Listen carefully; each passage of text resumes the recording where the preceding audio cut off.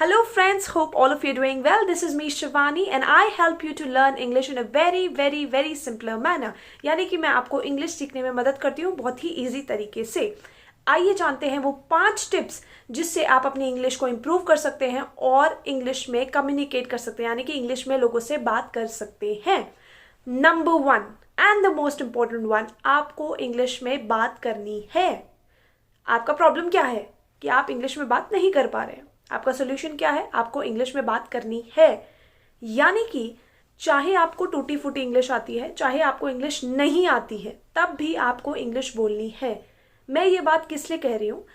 Let's say एक छोटा बच्चा है जिसको कुछ भी बोलना नहीं आता है, राइट? जो न्यूबॉर्न होता है उसको कुछ नहीं बोलना आता है, लेकिन आप देखेंगे 2 से 2.5 साल बाद बच्चा एक सेंटेंस बोलने लगता है। उससे पहले वो छोटे छोटे वर्ड्स पिक करता है, ठीक है?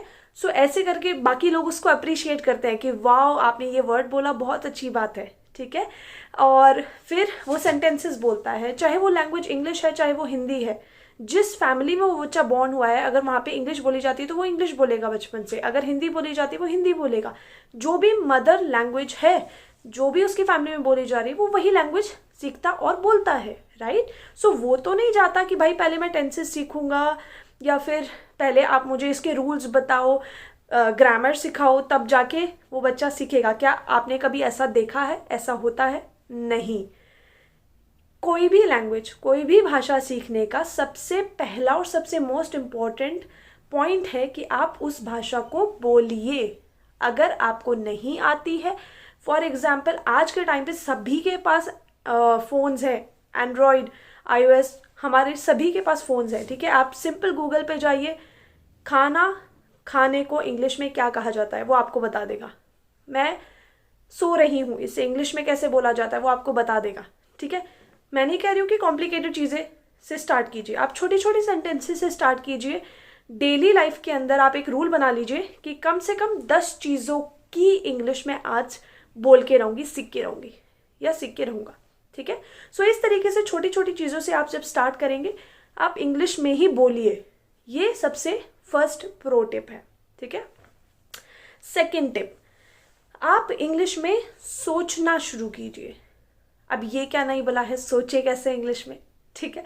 जैसे हम लोग क्या गलती करते हैं, पहले सोचते हैं कि भाई पहले हम इंग्लिश हिंदी में सोच लेते हैं, उसको इंग्लिश में ट्रांसलेट करेंगे अपने दिमाग में और फिर मुंह से बोलेंगे, जो कि हो नहीं पाता है, ठीक है? फॉर एग्जाम्पल मुझे पता है कि आई एम ईटिंग जो है, मैं खाना खा रहा हूँ, ये उसकी हिंदी है या उसका इंग्लिश ट्रांसलेशन है। सो पहले मैं अपने दिमाग में लाऊंगी उसको हिंदी में, उसको ट्रांसलेट करूँगी इंग्लिश में और तब तक बोलूँगी, तब तक मैं बहुत ज़्यादा कॉन्शियस फील करूँगी कि ये मैं गलत ना बोल दूँ या फिर कुछ गलत ना हो जाए, राइट? सो आपको वो नहीं करना है, आपको सोचना ही इंग्लिश में शुरू करना है। थोड़ा 1 2 3 दिन लगेंगे, लेकिन आपको ये अटेम्प्ट करना है, ठीक है? Number 3, read good books. Good books से मेरा मतलब है कि आपको जो इंटरेस्ट देता है, आपको हो सकता है कि आपको मोटिवेशनल बुक्स पढ़ना पसंद है, आप वो पढ़िए। हो सकता है कि आपको जो है कॉमिक्स पढ़ना पसंद है, आप वो पढ़िए। गुड बुक्स का मतलब गुड जो आपके लिए गुड है, जो आपका इंटरेस्ट है, उसको लेकर के आप बुक्स पढ़िए। पहले अगर आपको चीज़ें नहीं समझ में आ रही है, अगेन आई सजेस्ट यू, आप गूगल यूज़ कीजिए। आपको नहीं समझ में आ रहा है, आप 1 दिन रीड करेंगे नहीं समझ में आएगा, 2 दिन रीड करेंगे नहीं समझ में आएगा, ऐसा नहीं हो सकता। आप कंसिस्टेंटली किसी चीज़ को करें और वो चीज़ नहीं हो, ठीक है? सो आपको रीडिंग करनी है, चाहे आप दिन का 1 पेज से स्टार्ट करके दिन के 10 पेज पर पहुंच सकते हैं, पर धीरे धीरे आपको ये करना है, ठीक है? नंबर 4, आपको लिसनिंग अपनी इम्प्रूव करनी है। लिसनिंग यानी कि जितना आप सुनेंगे, जितना आप ज्ञान लेंगे, वही आप जो है प्राप्त करते हैं। ज्ञान लेने का मतलब ये है कि यहाँ पे लिसनिंग से फ़र्क पड़ेगा। लिसनिंग यानी कि आप इंग्लिश सॉन्ग सुन सकते हैं, चाहे आपको समझ आ रहे हैं या नहीं आ रहे हैं, 10 में से 1 चीज़ दिमाग में घुसेगी, लेकिन घुसेगी, राइट?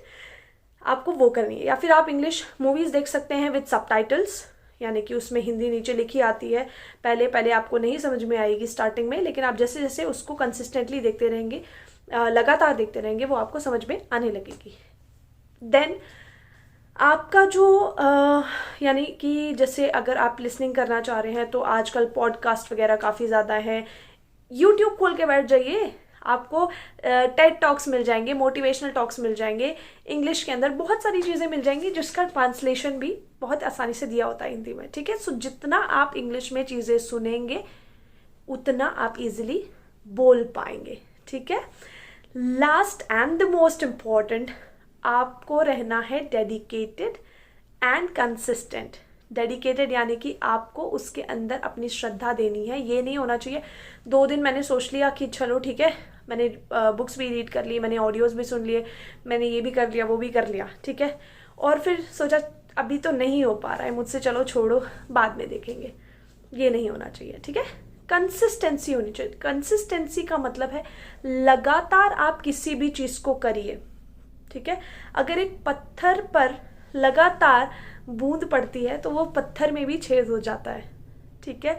सो ये है कंसिस्टेंसी का फ़ायदा, यानी कि अगर आप कोई चीज़ लगातार करते हैं वो ज़्यादा इफ़ेक्ट दिखाती है। फॉर एग्ज़ाम्पल अगर मुझे पतला होना है तो मैं 1 दिन वॉक करने गई, मैं 2 दिन वॉक करने गई, मैं 3 दिन जिम गई, 4 दिन जिम गई, 5 दिन जिम गई, कोई असर नहीं दिखा, मैंने थक के हार के छोड़ दिया कि भाई इससे तो कुछ नहीं होने वाला है, राइट। लेकिन अगर मैं लगातार 30 दिन, 50 दिन, 60 दिन, 3 महीना जाऊंगी, क्या लगता है आपको कोई रिजल्ट नहीं आएगा?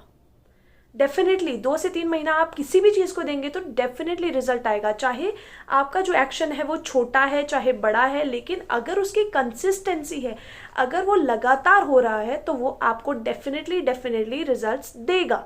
सो the most important part is to maintain consistency, ठीक है। आई होप ये पांचों की पांचों टिप्स आपके लिए यूजफुल होंगी, आप इनको डेली लाइफ में यूज़ करेंगे और इंग्लिश को अपनी इम्प्रूव करेंगे। अगर आप चाहते हैं कि मैं आपकी और मदद करूं इस तरीके से तो आप कमेंट सेक्शन में मेंशन कीजिए, मेरी सारी पिछली वीडियोस चेक कीजिए, लाइक कीजिए और लोगों को शेयर कीजिए। Thank you so much.